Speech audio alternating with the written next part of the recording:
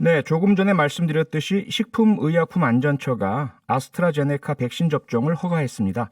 첫 백신 허가. 궁금한 게 많으시죠? 가천의대 예방의학교실 정재훈 교수와 짚어보겠습니다. 정재훈 교수님 안녕하세요.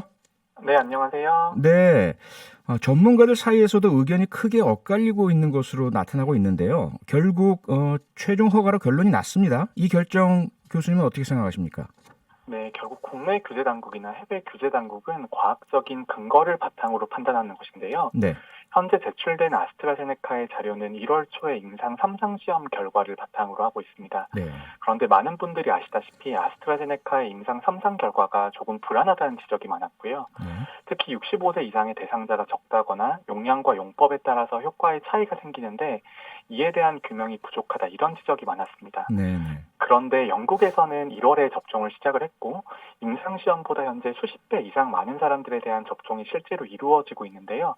그리고 그 결과들도 최근 발표되기 시작했습니다. 예. 네, 그 결과 같은 것들은 영국에서 발견된 변이에 대해서 효과가 있다. 그다음에 12주 간격으로 투약하면 효과가 좋아진다. 이런 근거들이 나오고 있고 다양한 데이터들이 추가되고 있습니다. 이런 정보로 봐서는 아스트라제네카의 백신도 효과에 대한 근거는 충분히 쌓이고 있는 것이 아닌가 이런 생각이 들기도 하고요. 네. 또 하나는 우리나라는 백신 접종을 아직 시작하지 못했는데 백신이라는 것이 초기 도입 물량 정도로는 유행을 차단하는 만큼의 분량이 아니기 때문에 대부분의 국가는 의료진이나 고연령층, 요양병원 계신 분들에게 접종을 해서 의료 체계를 유지하고 사망자를 줄이는 전략을 쓰고 있습니다. 네. 그런데 이런 목적의 백신을 사용할 수 없다면 우선순위 선택을 통한 접종 전략이 의미가 없어지는 상황이기 때문에 아하. 이러한 선택이 나왔다고 보고요. 즉 네. 효과에 대한 근거는 점차 쌓이고 있고 과학적으로 문제는 없는데 대안이 없다는 점이 더 크게 작용한 것 같습니다. 네. 그러니까 지금까지 영국의 접종 사례 또 임상 3상 결과 등을 종합해 볼 때 아직 조금 불안하긴 하지만 대안이 없다. 그리고 특히 접종을 시작해도 될 정도는 된다. 이런 정도로 이해가 되는데요. 그런데 식약처가 그냥 허가한 것이 아니라 조건을 걸었지 않습니까? 18세 이상 모든 연령에 접종할 수 있다. 하지만 고령자에 대해서는 미국 등에서 진행 중인 임상 3상 결과를 허가 이후에 나중에 제출하라 이런 조건을 걸었지 않습니까? 이런 조건부 허가 전례가 있는 것입니까? 네, 자료 추가 제출이나 조건부 허가는 당연히 내릴 수 있는 결정이고요. 네. 백신 개발과 임상 시험이 빠르게 진행되고 연구 결과가 수시로 발표되는 상황에서는 결국은 65세 이상이라든지 효과성에 대한 추가적인 자료를 보완해라 이런 의미로 볼 수 있고요. 네. 이미 영국에서 충분한 결과가 발표되고 있고 미국의 임상 시험 결과도 확인해보자 그런 의미로 받아들이고 있습니다. 네. 자, 그러면서 앞서도 제가 살짝 말씀을 드렸지만 사용상의 주의 사항에다가 65세 이상 고령자에 대한 사용은 신중하게 결정해야 한다. 이렇게 이제 기재하기로 결정했다고 하는데요.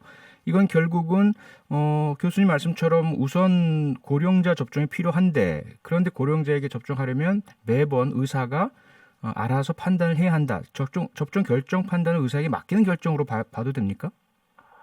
저도 이 부분이 조금 우려가 되는데요. 네. 결국 식약처의 권고를 문자 그대로 해석하면 말씀하시는 것처럼 접종한 의사의 판단에 따르라는 것으로 해석할 수 있습니다. 네. 그런데 접종 우선순위와 같은 접종 대상은 정부가 정하고 이상 반응이 생길 경우 정부가 일체 보상을 담당하기로 결정한 상황입니다. 즉 정부가 모든 책임을 지는 상황인데요. 그렇죠. 어떻게 보면 약품 허가 사항에 나오는 매우 관습적인 표현인데 저는 이 표현이 신중한 접근이라는 의미도 있지만 국민들에게 오해가 될 수 있는 표현이라서 조금 아쉽게 생각하고요. 네. 물론 규제 당국이 이 이상의 권한이 없어서 이렇게 표현한 것일 수도 있습니다. 네.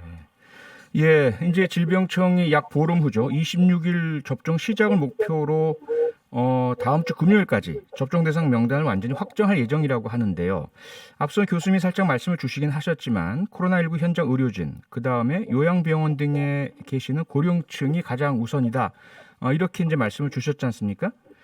이러한 우선순위 결정 중요한 이유를 좀 설명을 해 주시죠. 네, 지금 도입 물량 자체가 유행 확산을 방지하기 위한 물량 정도는 되진 않고요. 네.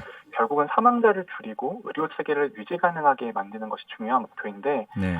우리나라 같은 경우엔 가장 사망자가 많은 요양병원에 계신 분들과 이제 근무하시는 분들이 가장 주요한 대상이 될 겁니다. 예. 그런데 우리나라 코로나 상황을 보면 80세 이상 같은 경우에는 우리나라 전체 확진자의 약 6%만 차지하는데 사망자는 절반이 넘거든요. 네. 그만큼 고연령층에게 코로나가 치명적이기 때문에 가장 먼저 접종해야 되는 분들은 치명률이 높은 분들입니다. 네. 다시 말씀드리면 지금 물량이 충분하지 않기 때문에 결국 가장 피해가 많이 갈 분들에게 물량이 돌아가는 것이죠. 네.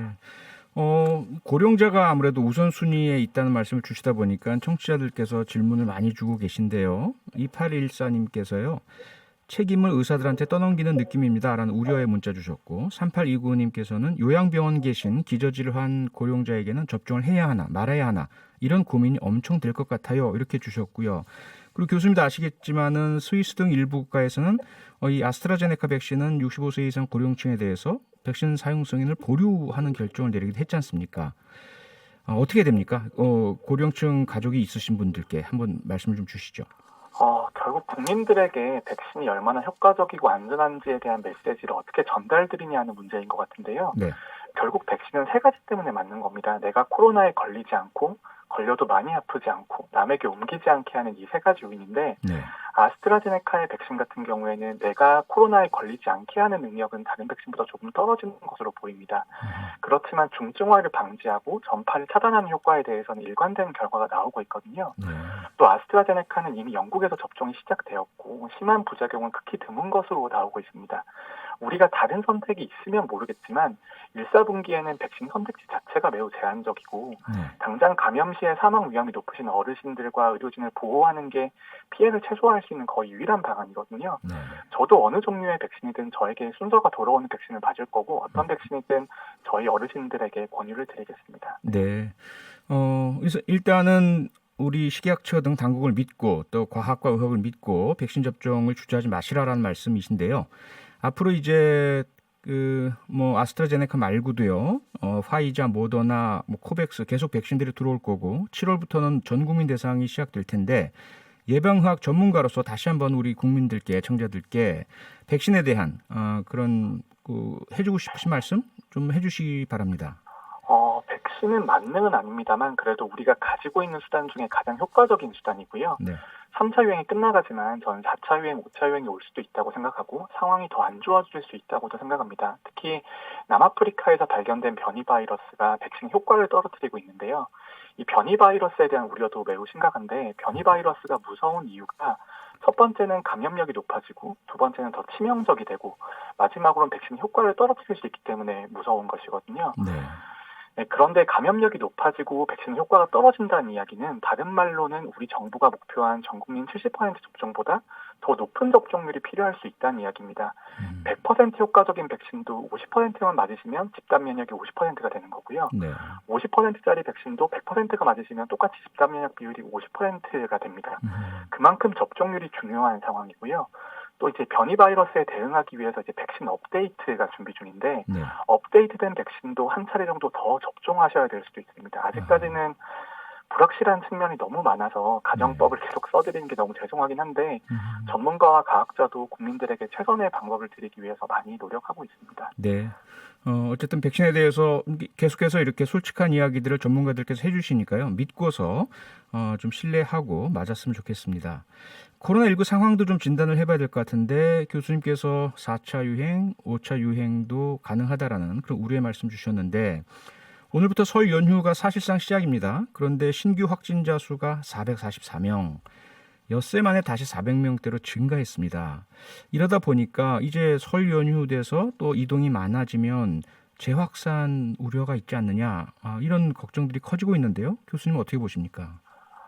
이번 주가 최대 고비다 이런 말씀을 전문가들과 방역당국이 매일 해드렸고요. 네. 저도 생각해보면 작년에 이런 이야기를 100번 정도 한 것 같은데 지금 생각해보면 정말 죄송하고 잘못된 이야기입니다. 결국은 우리가 전문가 스스로를 양치기 소년으로 만들었다는 생각이 들고요. 네.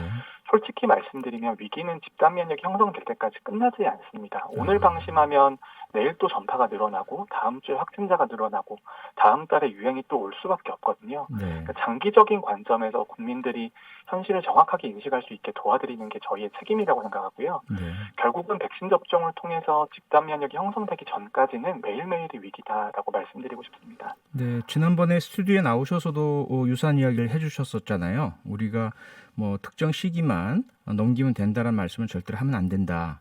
완전히 이 코로나19가 없어질 때까지는 늘 긴장해야 된다 이런 말씀 주셨지 않습니까?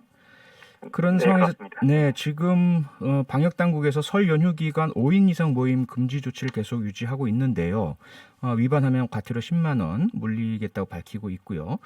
이 조치에 대해서 실효성이 없다 이런 비판의 목소리도 있고요. 교수님은 어떻게 생각하십니까? 저는 국민들에게 정말 과태료를 물리는 게 현실적으로 보면 어려운 이야기라고 생각하고요. 네. 하지만 그만큼 상황이 위중하고 어렵다는 신호를 국민들에게 드리는 것으로 생각을 하는데 네.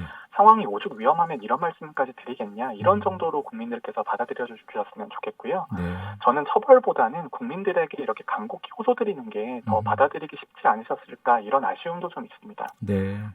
국민들을 어떤 규제 대상으로 보기보다 함께 방역해 나가는 주체와 동반자로 보고 같이 하십시다 이렇게 말씀하시는 게 낫다는 말씀이잖아요. 네, 그렇습니다. 네. 네, 교수님께서 뭐 설 연휴나 특정한 기간만이 아니라 앞으로 계속 함께 주의 경계해야 된다 말씀 주셨지만 그래도 설 연휴에 우리가 조금 더 특별하게 주의해야 할 점 좀 짚어주시죠. 항상 드리는 부탁이고 너무 죄송한데요. 이 마스크 잘 써주시고요. 네. 사회적 거리두기를 잘 지켜주시는 것밖에 없습니다. 그래서 백신 접종이 충분히 이루어져서 집단 면역이 형성될 때까지는 결국은 마스크와 사회적 거리두기 이 두 가지밖에 없습니다. 네. 지금 뭐 지역 상공인 여러분, 시장 그리고 자영업자 여러분 무척 고생이 심하시고요. 마음이 많이 안 좋으신데 감염병 전문가, 예방의학 전문가로서 마지막으로 함께 고생하고 계시는 우리 국민들께 말씀 좀 주실까요? 국민들이 지난 1년간 정말 많이 고생을 하셨고 국민들이 도와주셔서 그래도 그나마 우리나라가 이 정도의 확산 방지에 성공했다고 생각을 합니다. 그런데 네. 지금부터 우리가 고민해야 될 것은 앞으로 이제 집단 면역이 형성될 때까지 거의 10개월 정도가 남았는데 10개월까지 어떻게 지속 가능한 방역을 만들어 가냐가 정말 중요하다고 생각합니다. 근데 저는 지속 가능한 방역이라는 게 국민들에게 일방적으로 요구하는 거에서 나오는 게 아니고 국민들이 방역 수칙을 지키실 수 있게 도와드리는 게 저는 굉장히 중요하다고 생각하고요. 그리고 우리가 지금 펼치고 있는 정책이 어떻게 보면 소상공인과 자영업자의 희생을 기반으로 하고 있습니다. 그래서 소상공인과 자영업자들에게 좀 실제적으로 도움이 될 수 있는 대책을 좀 정치권에서 광고해 주셨으면 좋겠고 네. 국민들도 그 대책에 대해서 좀 지지를 보내주셨으면 좋겠습니다. 네, 여기까지 듣겠습니다. 오늘 말씀 고맙습니다. 네, 감사합니다. 정재훈 가천의대 예방의학교실 교수였습니다. 평일 저녁 6시 5분에 여러분을 찾아갑니다. MBC 라디오 표창원의 뉴스 하이킥.